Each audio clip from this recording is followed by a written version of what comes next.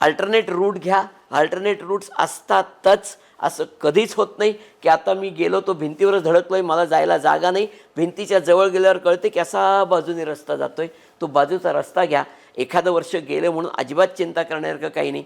पण केवळ अट्टहासाने, इगोमुळे, सामाजिक प्रेशरमुळे लोक काय म्हणतील ह्याच्या इतका रोगच नाही आमच्या समाजात. लोक काय म्हणतील, अरे लोकांना काय घेणं आहे, तू काही केलंस तरी लोक तुला बोलणारच आहेत. आम्हाला खरं ना 5वीत एक जगातली सगळ्यात चांगली स्टोरी शिकवली गेली. गाढव, माणूस आणि मुलगा. त्याच्यामध्ये गाढवाला हातात धरून दोघं चाललेत तरी लोक बोलत आहेत ते गाढव आहे त्याच्यावर बसत का नाही. मुलगा बसला तरी म्हणतात अरे मुलगा तुला लाज वाटते का, बाप चाललाय तू बसलायस. बाप बसला तर म्हणतात अरे ते पोरगं चालतंय तू बसलायस. कुठूनही गेलं तरी बोलणारच आहेत लोक. सो लोकांकडे लक्ष देण्याची गरज नाही. आपलं मन आपल्याला जे सांगतंय ते फायनल. आपल्या कुटुंबाशी प्रामाणिकपणे बोला. चूक कबूल करण्याचं धारिष्ट्य दाखवा.